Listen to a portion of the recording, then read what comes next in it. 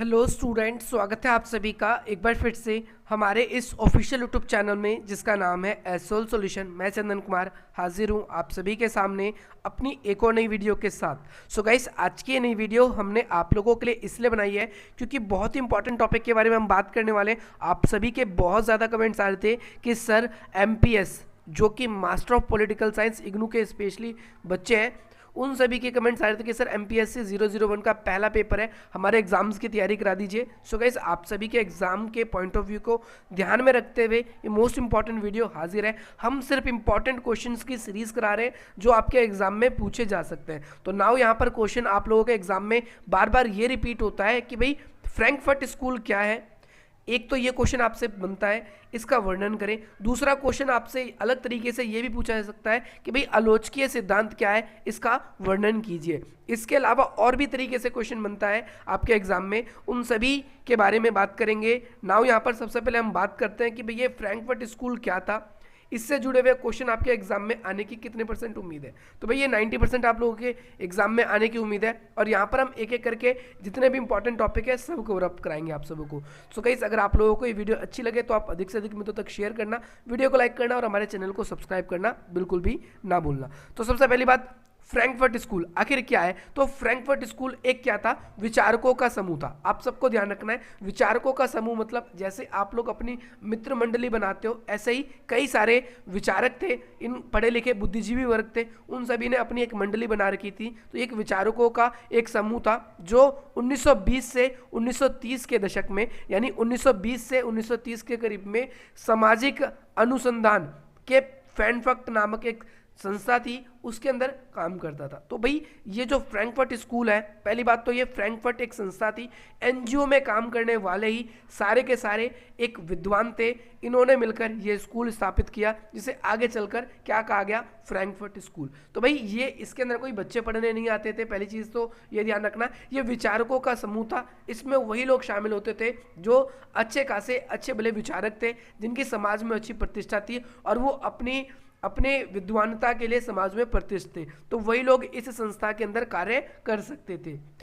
जो ये फ्रैंकफर्ट जो स्कूल था, इसका मुख्य उद्देश्य क्या था, मैं आप लोगों को बता दूं कि ये समाज में व्याप्त जितनी भी समस्याएं थी और जिसके जो कारण हो सकते थे, ये उन सभी के सभी कारणों की आलोचना करते थे।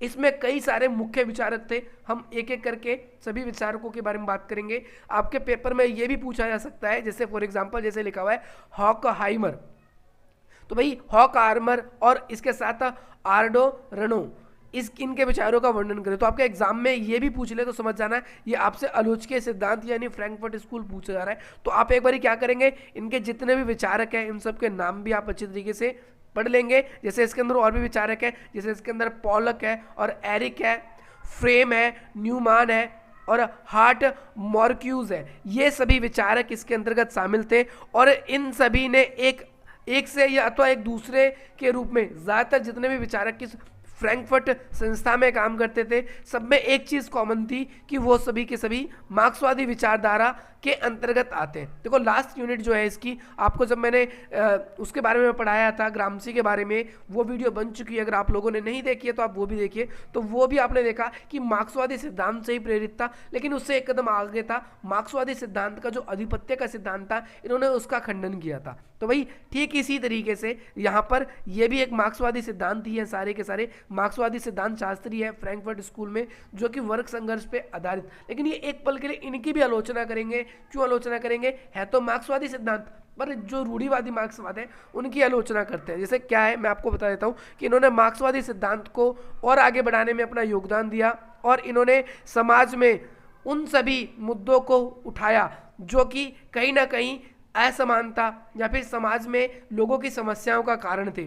और उसके लिए उन्होंने बहुत सारे विचारकों का या और भी सभी सिद्धांतों का आलोचना भी किया, जिस वजह से इसको आलोचकीय सिद्धांत भी कहते हैं। आप ध्यान रखना है इस चीज़ को।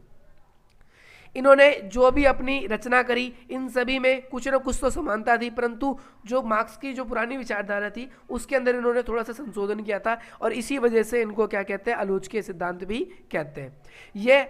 यह सब समाज में हर प्रकार के प्रभुत्व, यानी किसी का भी प्रभुत्व, चाहे वो आपके हम हिटलर की बात कर दें, मुसोलिनी की बात कर दें या फिर तोजो की बात कर दें, ये हर तरीके की जो प्रभुत्व वाली विचारधारा है उसका विरोध करते थे और इसी वजह से ये सभी स्टालिनवादी साम्राज्यवाद के भी आलोचक थे। आपको पता होना चाहिए स्टालिनवादी साम्राज्यवाद का आलोचक क्यों थे, तो अभी आगे नीचे इसके बारे में मैंने आपको बताया है, यहाँ पर आप समझेंगे। हम यहाँ पर जितने भी इंपॉर्टेंट पॉइंट्स हैं सब अंडरलाइन कर रखे, जो आप लोगों को एग्जाम में अपने जरूर लिखना है, आप लोग इस चीज़ का ध्यान देना।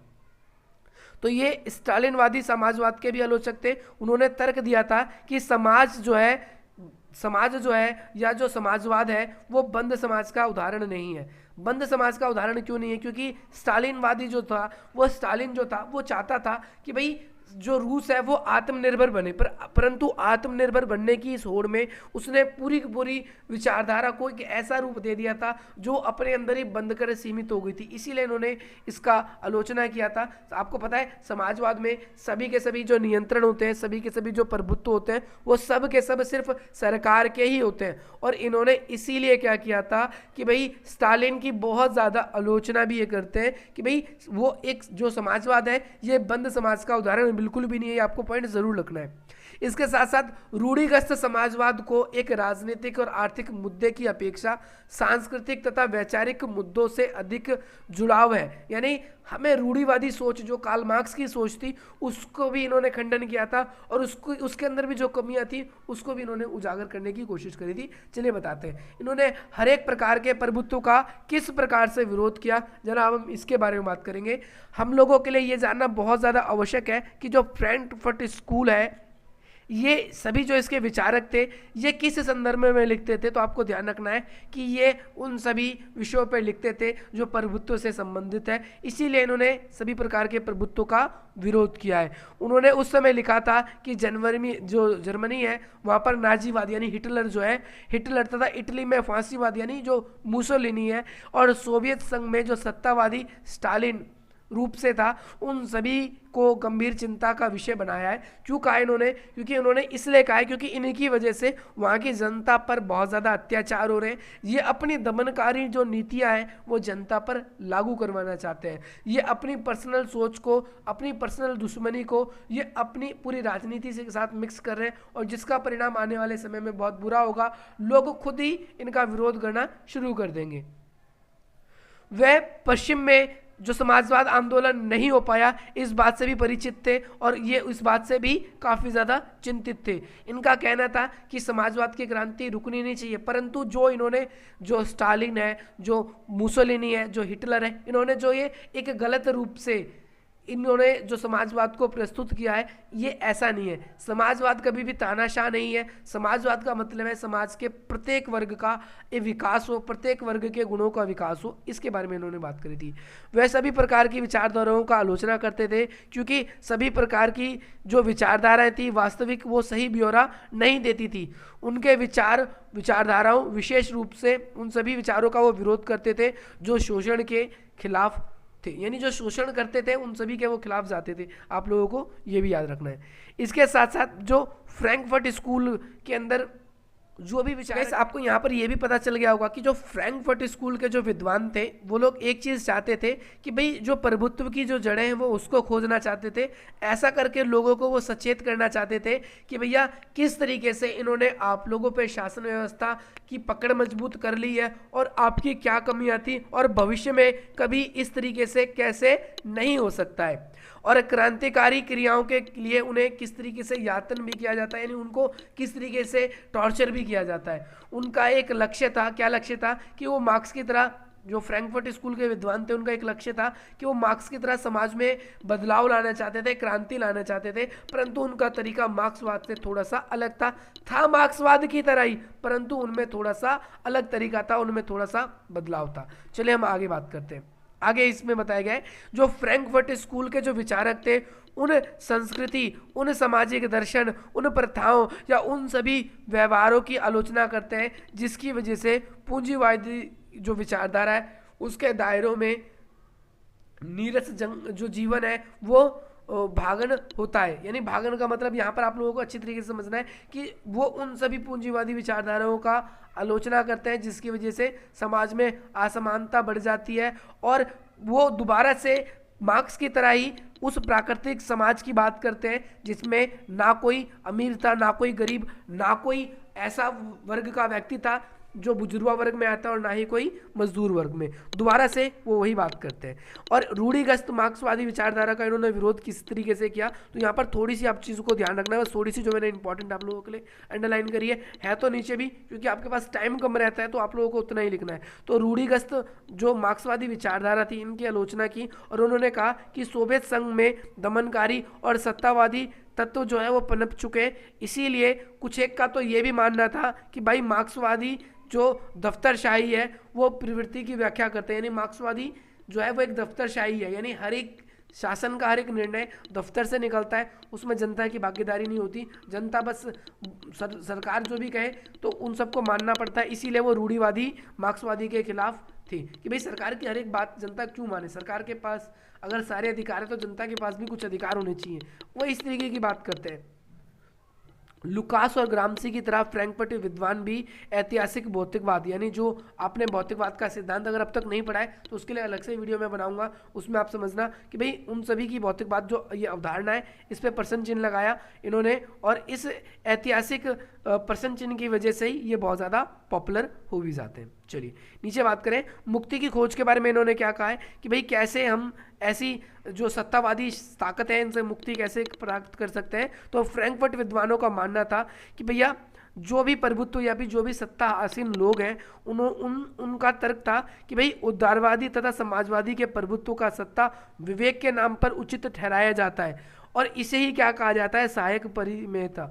आपको ध्यान रखना है कि जो भी लोग चाहे उदारवाद के या फिर मार्क्सवाद के, अगर उन्होंने एक बार सत्ता पर अपना नियंत्रण स्थापित कर लिया तो भाई इसका मतलब ये नहीं होता कि भाई वो व्यक्ति हर एक कारणों की वजह से सत्ता को उचित ठहराए। तो उचित ना ठहराने का कारण ये है कि भैया जनता के पास में कुछ अधिकार भी होने चाहिए और सामाजिक विज्ञान के प्रति उनको अपने सामाजिक जीवन जीने का अधिकार भी होना चाहिए। फ्रैंकफर्ट के जो विद्वान हैं वो सभी पारिवारिक संगठनों और साथ ही साथ शिक्षा उन सबको भी बढ़ावा देने की बात करते हैं। साथ ही साथ जो फ्रैंकफर्ट स्कूल के जो विद्वान हैं वो सभी के सभी जो पारिवारिक जो एक संगठन है उसको भी कहीं ना कहीं दोषी मानते हैं, क्योंकि ये जो पारिवारिक हमारा परंपरागत सिद्धांत चला आ रहा है वो उन्हीं सिद्धांतों को कथनीय आलोचना करते हैं, बहुत ज़्यादा आलोचना करते हैं और इसके बाद ही वो कहते हैं कि अभी ये हर एक व्यक्ति के पास में उसकी स्वतंत्रता, पर्याप्त स्वतंत्रता होनी चाहिए ताकि वो अपने अन्य प्रकार के कार्य कर सके। तो भाई मुक्ति की खोज यही है कि व्यक्तियों में क्या है कि भाई स्वतंत्रता होनी चाहिए, व्यक्ति अपने निर्णय खुद ले सके, ये चीज़ होनी चाहिए। हर चीज़ के लिए उसे सरकार पर डिपेंड नहीं रहना है और जो परंपरागत रूढ़िवादी सोच है इसका उनको मुक्त रूप से खंडन करना चाहिए। सो गाइज यही थी आज आप सभी के लिए वीडियो। आप सभी को वीडियो कैसी लगी कमेंट करके ज़रूर बताना, अधिक से अधिक मित्रों तक शेयर करना और हमारे चैनल को सब्सक्राइब करना, क्योंकि इसी प्रकार की इंटरेस्टिंग वीडियोस जो है वो आप लोगों को मिलती रहेगी। अभी बहुत सारे स्टूडेंट्स ऐसे होंगे जिन्हें हो सकता है कुछ समझ नहीं आया होगा, तो वीडियो को कमेंट करके ज़रूर बताएंगे, क्योंकि आप लोग सोच रहे हो जितना आसान है मास्टर्स करना उतना आसान नहीं होता। आपको एक अच्छा आंसर लिखने के लिए अच्छी तरीके से दिमाग भी चलाना पड़ेगा, अच्छे उत्तर लिखने पड़ेंगे, तभी आप लोगों के अच्छे मार्क्स आ सकते हैं। चले गाइस मिलते हैं हम आपसे अपनी अगली वीडियो में। जय हिंद, जय भारत।